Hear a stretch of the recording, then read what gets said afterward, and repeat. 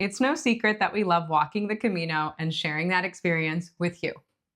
We've made dozens of videos about the Camino over the past 6 years, and we've learned a lot in that time. We've gotten better at filming. Looking back on some of the old footage is really funny, and we want to share that with you. Some of our favorite gear, a few things that work, a few things that don't, and how you can capture better video and photos of your Camino if that's something you're interested in. All while balancing taking photos and videos while still enjoying the walk. So here's how we make our Camino videos. We're letting you in behind the scenes. I'm Lainey. I'm Shawn. And this is Days We Spend.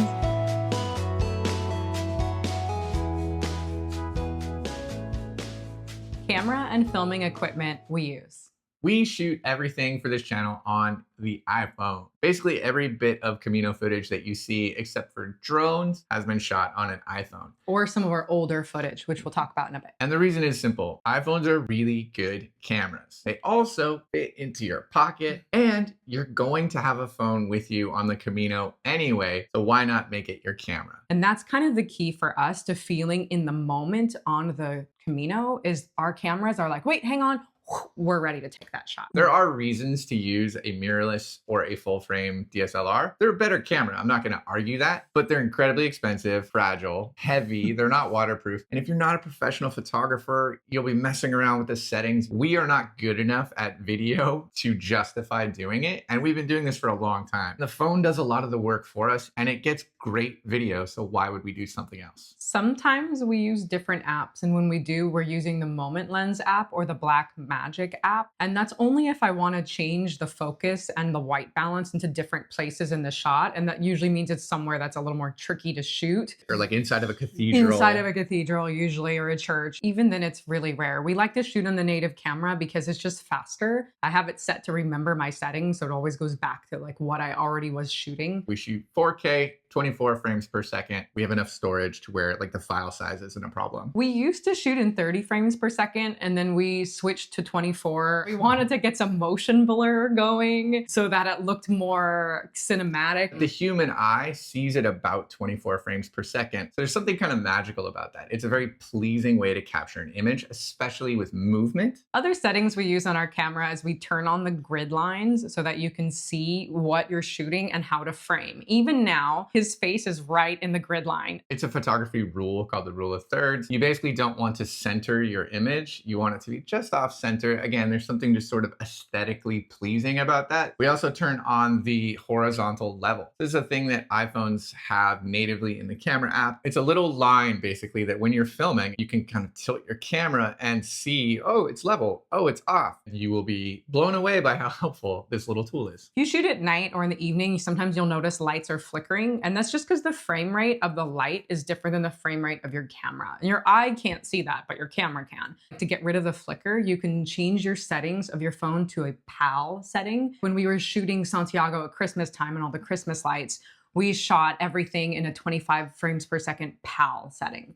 And that's going to adjust the frame rate just enough so that your lights look smooth. And we don't always remember to do this or bother to do this. Sometimes if we're just getting a quick shot in a bar and the bar light is flickering, like it's fine. If you know you're shooting a lot, it's worth going into the settings to change it for that evening. When we started shooting on our phones, we were both using iPhone 10. I think I was shooting on a 5. A 5 or a 6 when we did our very first Camino, which we didn't actually shoot very much footage in 2017. That's why I didn't count it as our 6 years of Caminos. We have like 3 videos from the whole trip, which are on screen right now. I really wish we'd shot more back then because we had the tools. And I think this is an important point. You don't need a channel. You don't need a DSLR. You don't need all this gear that we're going to talk about. You have an amazing camera in your pocket. I regret not shooting more on my first couple of Caminos. I had a 10 for many, many years. In fact, a lot of our videos was shot on my 10 and then on a 13. And then Shawn upgraded to his 15 Pro. A year after Shawn had his 15 Pro, I was like, man, I need that Pro. It's so much nicer to have that extra lens when you want to shoot more interesting shots, like with rack focus, where the focus changes from something up close to something far away. Having different type of camera lenses really opens up those options. This is not an ad for iPhone. You can do this on a Samsung. You can do it on any camera, really. The barrier to entry for mobile videography is gone. My favorite part about shooting on the iPhone is cinematic video mode. It basically does something called bokeh focus. It's that blurry background where your subject is nice and sharply in focus, and then the focus falls off into the background. And you can set this again easily in camera. I shoot natively. When I want to shoot in cinematic, it's very good at tracking the subject. So when Lainey walks through frame, a little yellow box that keeps her in track, and then as she moves into the distance, she will fall off and the field then flattens. There are a few problems with this. It's called fuzzing or feathering around the edges. It's not super sharp. So if you're punching in on something that has a lot of outline detail, like a flower or a bush or something that's waving in the wind, you're going to lose focus. It's just too fuzzy. I actually don't use a lot of the shots that look like that. They just go straight in the trash in the editing bay because the iPhone cinematic is designed and programmed for faces and people. So it really works best if you're looking at a person. To avoid some of the feathering in cinematic, I actually physically changed the focal range from the standard, which I think is like 3.4 to 7.1 or something like that, as usually what we use, which makes the background a little less blurry. But I think the feathering and the fall off looks more natural and more like a real DSLR. Rather than that kind of fake iPhone. You can see that in some of our older shots where we didn't have that setting. And then when I said, okay, Shawn, we're changing all of them. We're going to go into our settings and just literally say, okay, camera, you're going to remember this focal range from now on. So you don't have to keep resetting that. So Shawn really likes cinematic. I love it. I tend to just use the regular camera mode. And then I like to use the actual distance for the focal range. So if I want to focus on a plant or something close by, I actually just get nice and close and I use my eyeballs to see like, when is that in focus? If you want to get a really good bokeh without cinematic, you can use the 2 or 3x zoom and then you, the photographer, back up from your subject and you get that really nice buttery depth of field. You're asking the phone to use the telelens, which only the pros do. And what that does is it puts the subject close, but it makes the background look even bigger. So like say you have a mountain in the distance and it looks really small and far away, instead of going into like wide angle, which will make it look even smaller, your regular native lens will look really small. But if you want it to look like an enormous mountain, you punch in on that telelens and it's going to make the mountain look a lot more proportionally large compared to your subject. It's a really cool way to shoot. And as soon as I learned it, I was like, oh, maybe cinematic isn't my go-to all the time for everything. And just remember, the best camera you have is the one you already own, the one that's on you, and just learning how to use it really well. So we do shoot on 2 other cameras besides the iPhone. And that is because we like drone shots. We resisted a long time, even though we owned the drone. We just didn't want to bring it. We felt like it might take us out of the moment. We found a balance. So the decision to bring drones was a big one for us, but we think that the payoff of some of these aerial shots of the cities and the landscapes and the coastline, they're too pretty not to get. This is the DJI Mavic Mini 2. I have it in the little cardboard case that it came in when we bought it. I cut a little charging hole so I can charge it while it's safe and sound. We've had this for 5 years? Years. And it's still going strong. It still looks like the day we bought it, actually, because we're really careful with the lens, with the case. When we put it away and take it out, we don't fly into strong wind. So the DJI weighs about 250 grams. It's about a half a pound. 249 grams. It says it right on the actual drone. I think that's because drones over 250 grams are regulated differently. It shoots 4K footage. It doesn't have a ton of settings that I mess with. Point and shoot, baby. I fly it with this big bulky remote, which weighs well over a pound. It's an old school remote system where you put your phone in, plug it in, and then that's your screen. Your phone is how you see what you're seeing, which is quite helpful. They have newer remotes where the monitor is actually built in. I think a drone is expensive. It's heavy. It's clunky. A couple more things you're going to have to charge. But the footage is unbelievably beautiful. We also resisted having a drone because they're really loud when you take off and sometimes when they're in the air, depending how close they are to people. And we never want to be those YouTubers who are annoying other people having a good time on their pilgrimage. So we try really hard only to fly this when there are very few other people around, meaning we get up really early maybe, or we stay on trail late in the day when there's fewer people on trail. We'll just use it when we're on these trails that are more remote as well. We never brought this on the Frances. Yeah, that's a really good point. We only fly this thing a couple of times a day. We don't even have a spare battery for this. So like what it has is what it's got. It takes a minute to take it out, fold it up, set it up, get the shot, get it up into the air. And it's weather dependent. So if it looks stormy or if the winds are too high, you don't want to fly it. So we only get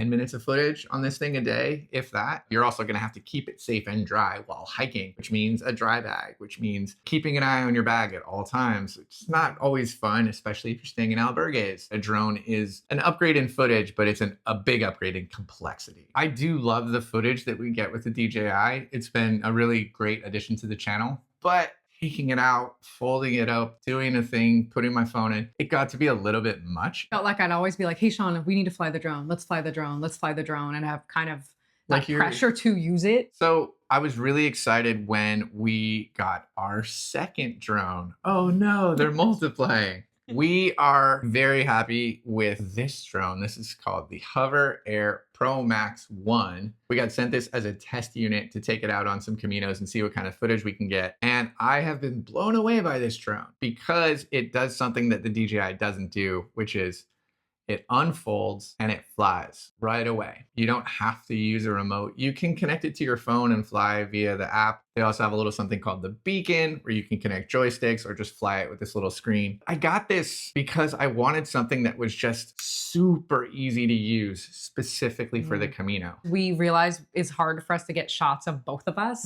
but when you use a tripod, they're always from like the same angle. So instead of busting out the tripod or taking the drone off and trying to fly while I was walking, I really wanted to test this out and it was incredible. There's sensors all over this thing so it can fly itself. And then basically you just turn it on. There's a handful of modes that you can cycle through. My favorite mode has been follow. The drone flies up, stares you in the face, goes, okay, you. And then it flies behind you. You can have it fly farther back. You can have it fly pretty close. Once you set it, it tries to keep that distance pretty consistent. It'll lose you every now and then, but it was surprisingly good. And once we messed around with the settings, I was loving this thing. I would take it out, unfold it, hit the thing, wave at it, and just start walking. Yeah, sometimes I wouldn't even know Shawn was using it, and I'd like look back and be like, oh, he's got the drone out. It's following us. So it doesn't go nearly as high or as far as a drone, especially a drone on a remote. Again, you can connect it to this thing called the beacon and fly, I think about 1 kilometer. Maybe it's only 1,000 feet away. I never did that. I treated this thing almost like a little fly on the wall. It would fly about 30 feet away from us and just follow us. So the camera shoots in 4K, but can also shoot in 8K, which I think is amazing, but those files are going to be enormous. Yeah, we don't need that. So we only shot in 4K, also so that it would match our existing footage. The lens is always really wide, and while that's nice, I do think sometimes there's a little distortion around the edges, so it's not my favorite type of shot necessarily, but I do think it gives a really good example of like place and what we are seeing, the experience that we have, so that you can feel like you're a part of that with us too. So the best use case scenario for this drone was quick shots of the two of us when there was like a really beautiful vista. We brought this recently on the Camino dos Faros, and it's a route where we only met 6 other people, so we weren't afraid of this annoying other people on trail because it's kind of loud. But you put your palm out and then the sensor on the bottom recognizes it, and then it comes down for a landing, fold it up, turn it off. I like the ease of this drone a lot. That is the #1 reason to get it. It's also incredibly lightweight. It's lighter than the DJI and it's way lighter than the remote. And the spare batteries are pretty light and easy. Spare batteries are light. It says that the flight time for each battery is only like 11 to 15 minutes, but I actually found that they lasted all day and I could shoot up and down, up and down, up and down. Charge it with USB-C. It takes a memory card, but it also has 64 gigs of memory in the camera, so you don't need a memory card. It's a bit expensive. That's the only downside of this drone. This is a prosumer level piece of gear. You don't need a drone like this, but having shot on both, they each have their use cases. The DJI is great at capturing landscapes. This is almost like having a weird little cameraman behind us. Yeah. The last thing I will say is that the color signature takes a little bit of tweaking. We also got some ND filters that go on the lens, but I wanted to see what this thing would do without any of the extra accessories. So I will play with that in the future. So when Shawn says color signatures, what he means is that when we put all of the footage from our 2 phones, the DJI drone and the hover drone, into our editing software, they are clearly different cameras. One looks really bright and oversaturated, and that's the hover. Next to the other shots, it just looks so different that we find that if you don't want to make your viewer go like, why is that different? You need to spend the time doing color correction. Yeah. So we've talked about all the cameras that we use. Let's talk about other gear. The most important piece of gear that we bring that's not a camera is our mini tripod. So this is the Ulanzi with a magnetic mount on it, and it telescopes bigger. So this can stand up a little bit taller than just being a little baby tripod. Pop it out and you set it down and you're like, wow, it works. It doesn't come with a top. You have to buy the head separately, but it has this like really fast mounting system. They call it the hummingbird mount. So you can just clip on whichever head you want to use. And now I really love the magnetic mount. This is also from Ulanzi. It's heavy. The magnetic mount is really heavy. It's a little bit heavy. It's not no, brutal. it's really heavy compared to like a clamp mount. But clamp mounts I think take too long and they're not as stable on your phone. And the magnetic one, I just go shoop and I can go horizontal or vertical really easily. Oh yeah, here you go. Done. Or done. Really, really strong. And so usually I'll keep this in my pocket or I take it apart and it goes in my waist bag. I find that's much faster to access the tripod than when I used to keep it in like the side pocket and I'd have to like struggle to get it out because all of these little clips would sometimes catch on the like mesh fabric and stuff. That's the key is it's fast and easy to use, but it means that you have to think about what your shot is. It's always on the ground or I find something to put it on top of. Those stone Mahone markers are an awesome way to elevate the tripod up higher. The tripod is a really great tool for solo creators. A lot of the times I'll just walk ahead and then Lainey will walk toward me or away from me. We film each other all the time. Which is so funny. I literally had that same thought. Oh, hang on. Also, then this is how we film. If you're not walking with someone though, it can be really difficult to just lean your phone against a rock and hope that it's good. I mean, even then when you're using a tripod, you have to make sure it's not too windy so it won't get knocked over or that you have it stable. Like I was using it on sand and it just went splat. So when you're using the tripod shots, like you have to set it down, set it up, you hit play and you walk away from it and then you have to go back and get it or walk away from it and then you walk towards it. You're basically doing like 3 times the distance every time you use a tripod shot. And so here's some behind the scenes of us getting the tripod.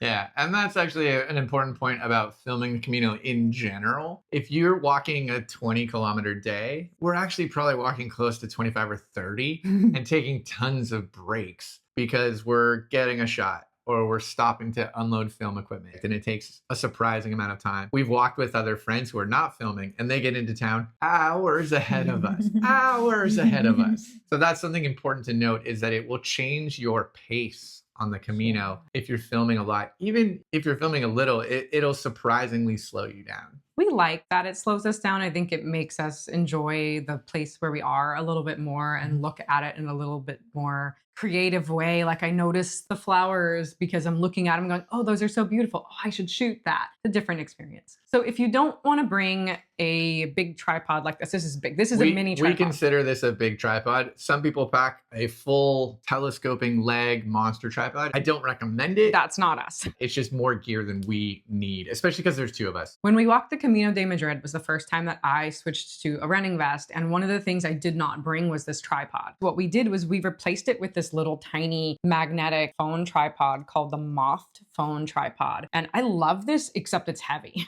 It is not a perfect substitute for a tripod, but I think that it is a decent tripod that fits on your phone and takes up no space. You can also use it like a little selfie stick. Yeah. So if I was someone who was a creator and it was maybe my first time trying to make videos on the Camino, I think I'd go with this one first because it's just smaller and easier to carry. Yes, it also goes splat in the wind sometimes, but it's really easy to use and to just set up and say, okay, let's take a walking shot real fast. And that was the key. It was always on the phone. We only bring it when we're not using this tripod though. But the big drawback is obviously the height. Yeah. You are very limited with height. So even if you put this on the trail, you're going to be getting kind of an upshot. So it's just not going to do as good of a job. We also always get cases that have extra magnets in them so that they boost the MagSafe ability, which is how these all work really well. One of the least talked about elements of shooting the Camino, I think, is sound. I like to prioritize having ambient sound in the background, like birds chirping, even sometimes a car going by can really ground you in the shot. And we obviously talk to camera while we are walking. Oftentimes we just use, again, like the in-camera microphones. If we just have something we want to say, try not to cover the mic with our hands. And it is what it is. The sound is very good on the iPhone, but if you want to upgrade the sound, you should invest in something called lavalier microphones. That's what we're wearing right now. These are the Hollyland Lark M2 USB-C microphones. Basically, these are magnetic lavalier mics that you plug the receiver into your phone, and then you just either wear it on a necklace, or you can use a gator clip, or you can even use a removable magnet on the back to like tuck it under your shirt, put the magnet in there. The battery life is incredible. The case is very light.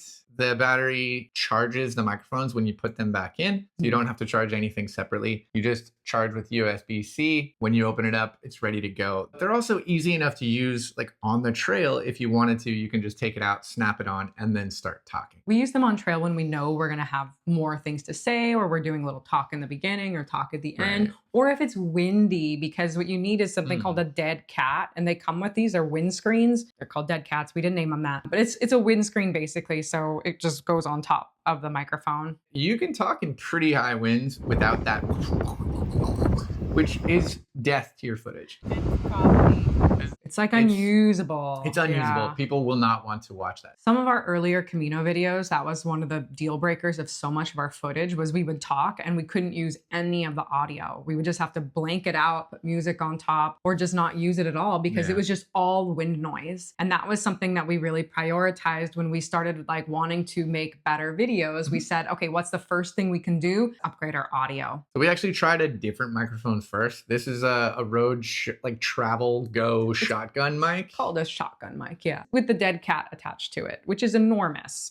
So the dead cat is enormous. The microphone itself is a pretty small shotgun mic. These types of microphones are usually made for DSLR cameras. The shoe clips to the top of the camera, and then you plug it directly in with the aux cable to the camera, and then you put the dead cat on. But for using this with an iPhone, you'd have to make sure that your tripod has a shoe mount, and then you'd also have to make sure you have the adapter to plug this into an iPhone. So we did that for years, but I've only brought this on one Camino when we walked from Le Puy to Santiago, and I think we used it 3 times, and it was so difficult to set up, so much longer, took me so out of the moment. It just looked so ugly, like sitting on top of my phone, and that I was just, it was in my way. It took me out of the moment so much, so that's why we don't use it anymore. It was bulky, awkward, and it was really obvious. I actually hated having it on my phone because it made me feel like I was like ruining the shot. I was almost like too intrusive. Other people would be like, oh, they're filming. Yeah, or they'd be like, oh, I don't want to be recorded. We always ask when we record people specifically, but with just a phone, it's like, you're just part of the scenery. Like everyone uses their phone to record things. But I do not recommend something that bulky or awkward for the Camino. If you want to level up your production, you need to pay attention to sound. And the smallest but absolutely most important piece of gear is Lainey. Use is a lens cloth cleaner, because your lens is dirty. You need to clean it. And so you can see some shots we have right here, the dirty lens and the non-dirty lens, where we caught it and went, let's clean it and redo the shot, because it makes your shots look blurry and out of focus. It'll diffract the light and actually mess the contrast up. It ruins a shot. You can clean your lens by swiping it on your shirt, but if your shirt is dirty, that's going to do nothing. Yeah. Part of the pros and cons of being able to shoot on a phone that's been in your pocket is that it's been in your pocket. It's gonna get smudged. You put thumb on it when you get it out. Yeah. Lainey is much more vigilant about this than I am. All of the shots of the blurry are from my camera. So Yup. what helped me is our friend Sarah, who works in the film industry, got me this thing that people on actual production sets use. So you can clip it to where it can just be out and about, and it's just this little cleaning cleanse cloth. Always there. It's always ready to keep your lens clean. So the lens cloth cleaners we use are just the ones you'd use for like glasses. But here's another thing. Do not clean your camera lens with your sunglass lens cleaner. I did this by mistake, and I ended up having to wash all of my lens cloth cleaners because my sunscreen, the grease of my sunscreen was all over my sunglasses. And so when I wiped my sunglasses with this cloth, I then smeared sunscreen all over my phone, and I couldn't get it off. And I was making it worse and worse. It was awful. We want to share with you some of the older pieces of gear we used to use and some things that we occasionally use now. So we used to use the DJI Osmo Pocket Three, two, one. Two. Basically, it's a little gimbal camera and it would stabilize the shot. It had a couple of pre-programmed modes. It could do really nice time lapses and it would go back into this lightweight protective case so that you could keep it in your pocket while you were hiking. I liked it a lot. I was the one that typically carried it and shot with it, but ultimately it was a little bit too finicky for us and fragile. And the calibration on the gimbal started getting kind of wonky after use. Maybe it's me, maybe I'm a little bit too rough with my gear, but I found myself not wanting to use it because it took too long to set up. It was kind of a pain and it had a lot of trouble focusing.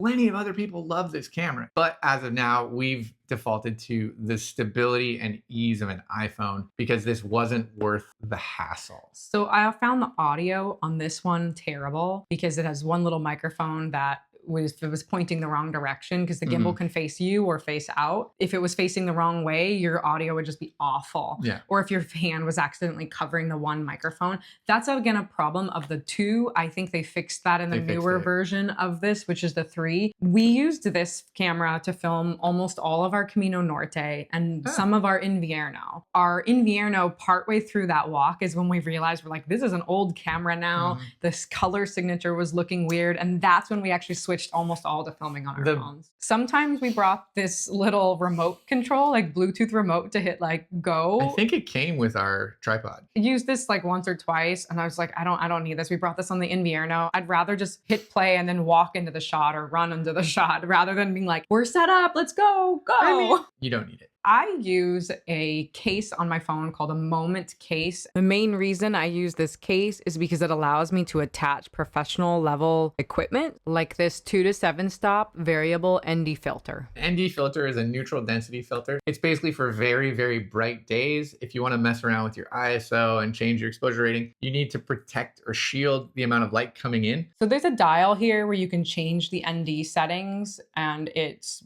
basically goes from like really lots of filter to less filter. You have to know how to use this, and I'm still learning because sometimes you overdo the amount of filter on there and everything looks a little too yellow. Don't go out and buy something like this before you shoot a lot of footage. The filter is one of our most recent additions to our camera setup, and I really like using it, but it also means that I have to be really careful with my phone because it's a glass filter that can get scratched really easily. It's an expensive glass filter. Yes, but I like the shots that I get from it. So is it worth it? For me, sometimes. I brought this when we walked the Camino Gran Canaria and it was a desert and it was such glaring light. I used this on some of the shots on the Camino Inglés, but I didn't bring it to Dos Faros that we just finished because that route was so rugged. And I was like, you know what? I don't want to be that careful with my phone when I'm going to be worried about like where my footsteps. Remember, being on the trail and experiencing the Camino, that comes first and the video comes second. Here's some secret to like the framing that we make. The main shots that we like to prioritize, we do something called a follow shot, which is where one of us will be the subject, will set the distance and then try to maintain that distance as the person moves. One of the problems with a follow shot is stability. You might want to turn on in-camera action mode. I don't use that because it doesn't film it in 4K. So if you do turn that on, it'll be 1080p, but the footage will be more stable. It's all a trade-off.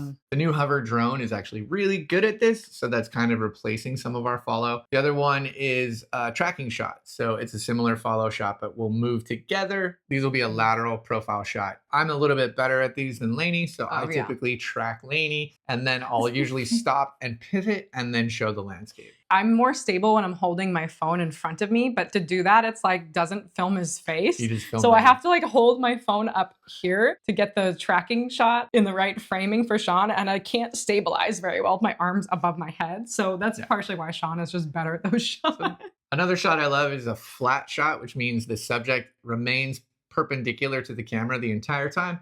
A flat walk-through shot is what we call it, where Lainey or I walk through camera. We start off camera and end off camera. So that's the key, is it goes all the way across that screen. My favorite shot of all time is a rack focus shot. That is where either the subject or the background changes the focal length. So you start with a close subject and then the focus falls off to the background, or vice versa. I usually like to keep the focus on whatever's in front, like a plant or a flower, and then Shawn is blurry in the background as he's walking, because I think it gives just a different type of shot. I don't think everything needs to have a rack focus. There's types of shot where you walk through frame, and those are usually the easiest to get because we're walking forward and all of a sudden you go, oh wait, hang on, set the shot, Shawn keeps walking. It's a little harder to walk towards camera because you have to turn around and you say, oh, that shot looks nice, hang on, wait, walk a little bit more, set the shot, and then say, okay, now walk towards me. I mean, that's just the nature of the Camino, is you're facing a certain direction and walking a certain direction, so you're looking at that scenery. It's important every now to check in and turn around and be like, oh wow, it looks awesome back there. We often change the angle of our shots. Sometimes we crouch really low to get different shots, or we stand up really tall. Shawn particularly is tall. One of the best ways to get an interesting shot is you just change that elevation. Taking a photo from your eye level is considered a very boring shot. If you get down around the ankles, or if you get off to the side, or you get really high, they're harder shots to get, but there's something about it where you're literally shifting perspective, so they're just a little bit more engaging. It's something that takes practice to find the right way to do it. You can see we had some trial and error. Some of our older videos, like we've had so many, I guess, less variety of shots. And then sometimes you just follow your instincts. You just say, oh, this looks really nice. Currently, I'm leaning towards showing a little more of just like a snapshot of pieces of the landscape that we're going through. Editing. This is not a video about like how we edit our videos, but just some general guidelines. Yeah. Editing is where the magic happens. Honestly, a lot of the way that we craft our videos for YouTube is done in the edit. We make all these little tiny changes and put things together and mess with the audio and do color correction. And it's a whole complicated thing that we could do a whole nother video on if you guys are actually interested. Lainey is the first touch. She manages all of our project files, puts everything together, gets the right codec, does all this like very technical stuff. Put some of the titles in, double check all the information. I get rid of shots that are super ugly, which is when Shawn tries to do cinematic on plants. Cinematic plants are gone. Lainey's very detail oriented, so she manages how we manage our projects and does I call it storyboard edit, where she basically puts the footage together in the order that makes the most sense, makes some artistic choices, and says like, puts all the music in there. Music, her music choice is amazing. We use Epidemic Sound for our music. They are a fantastic site. Check the links out. We have links for all this gear. We have links for all the stuff that we use in the description. And then I come in and I do the first pass edit. So I take the storyboard that Lainey's put together, I tighten it, I make a few choices, maybe we disagree on stuff. It's really fun to work with two editors. It's an asset, but it requires a lot of collaboration. We have different views of what we want, but we've been doing this for so long, we get together and it always ends up being better than if Shawn always wants it like fast and quick cuts. I'm like, no, linger a little bit. But if it was all me editing, it would just be, the videos would be so long and all of them like boring. And if it was all Shawn, they'd all be like 3 minutes. If it was me, it'd be like, bah, bah, bah, bah, bah. We have a natural advantage there because there are two of us shooting and two of us editing. So I'll get the project to be what I consider the final length. And then Lainey, being the detail-oriented perfectionist that she is, will watch everything, look out for typing errors, sometimes I'll errors. Change some stuff. I'll add a clip back in, or I'll nudge a clip over. I'll scrub the clip to like maybe a different part of that. So she'll do the last final cleanup, export it, and then upload it. It takes a lot of work to get these videos to you guys. We're not just putting videos in order and talking over them. Yeah, because Shawn is doing so much editing of the audio, and he's doing so much editing of the color signature to make sure that the color looks good throughout the whole thing. For shooting over different days, sometimes it's cloudy, sometimes it's bright. Now I'm mixing 4 cameras together so they all have different signatures. Yeah. You don't need to do that. Yeah, and we're not professional editors. We learned how to edit by editing. We use Final Cut Pro 10. You don't need to use Final Cut Pro. It's an expensive piece of software. You can use Adobe, which is also expensive, or you can just use iMovie. You can edit directly on your phone. There's plenty of apps for that sort of stuff if you have a low production level and you don't really need all that. We do all of our editing after the Camino when we return home. We don't do any editing while we're on the trail. Shawn once tried to do a bunch of videos on our Instagram while we were walking the Via Podiensis, and it was so bad. Every night he'd be like, oh, I don't want to do this. Thinking about the edit is also something that's important. If you are going to edit, you need to shoot for the edit, which is going to lead us to some of our tips for making better Camino videos. And the first one is, it's called give yourself handles. A handle is a little bit of room at the beginning of the clip, a little bit of room at the end of the clip to make changes. So that means hitting record, just relaxing for a few seconds. You don't start talking right away. You don't move the camera right away. You just establish the shot. Another thing we do is we try not to move too quickly or frenetically with the camera, because essentially you want to see and experience something with your eyes first, then get the phone out and do it. Otherwise, I can always tell when one of us is seeing with the camera first, because it just like moves so much and doesn't spend enough time on the subject that we want. So we want to think of like move, pan slowly if you're going to pan, and then stop on the subject you want. Camera moves are hard. Honestly, even just doing a really soft pan without a tripod is really difficult. It's not going to look good. That's why you have tilt head tripods. I don't recommend camera moves at all, but if you do them, very subtle. Slow. And the important thing is only change one axis, pan horizontally. You don't pan horizontally and vertically. It's very disorienting. Move like a robot. Another thing is just try to think about the audio if you're going to use the audio. Make sure that your thumb isn't covering the microphone. Make sure that your microphones are on and recording with the little green light if you're using them. And facing upwards. If you're going to use audio, you got to double check that it's actually recording and actually usable. When you're holding an iPhone, you can hold it many different ways for filming, but I tend to have like a pretty strong grip. And if I'm using it with one hand, it's like a little claw, like really in my palm there. And that's something that will help you make more steady shots. Sometimes I'll actually put my elbows against my body and like take a deep breath and just like slowly exhale as Shawn's walking by, because I have to remind myself to breathe, because otherwise like you see the camera moving. It's almost like archery. Yeah. When you shoot an arrow, you're supposed to breathe out as you let it go. Who on earth can relate to that? For all you archers out there. Can you give a more relatable example? No, that's a great example. It's not relatable. I'm talking to all my archers out there. When you're at the archery range and you want to get that bullseye, you got to breathe out slowly. Okay, let's talk more about holding the camera though. I always film with the front lens. I never do a selfie with this camera anymore. I actually hold the phone like this because I want the microphone cupped in my hand so that the sound is angled into it. Basically what we're saying is use the excellent suite of lenses for even selfie videos. It's so much better than this little tiny camera here that's probably covered in smudges. Yeah. Use the big ones. That's why you paid all the money for this camera. You just get to learn to trust that the angle is right. And I'm not always perfect at this. Sometimes I've accidentally zoomed in on my face. And sometimes it's just I'm like cut off my own head in that shot. But it's better to say that thing I want to say and get something out right away and shoot with a good lens than to have the selfie facing me and I'm staring at my own face. But our biggest tip is have fun.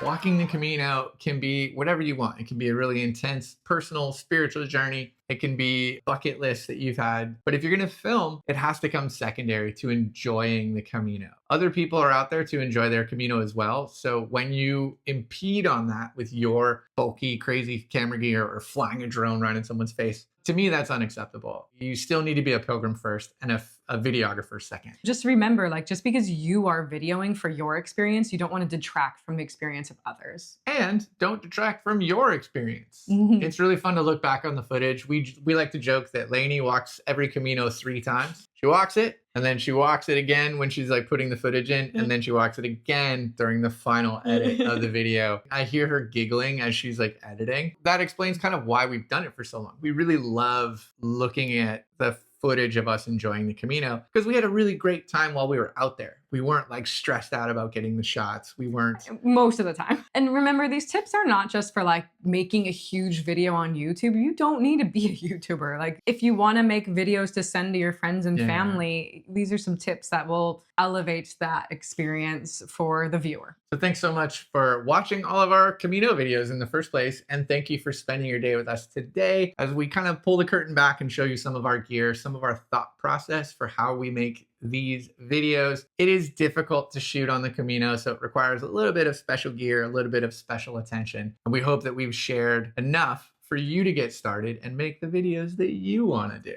Subscribe to our channel, and you can also become a member if you want more behind the scenes things like this. You can also follow us on Instagram. When we walk the Camino, we always post daily stories. Unedited, raw, crazy daily stories. Buen Camino, peregrinos. We'll see you out there.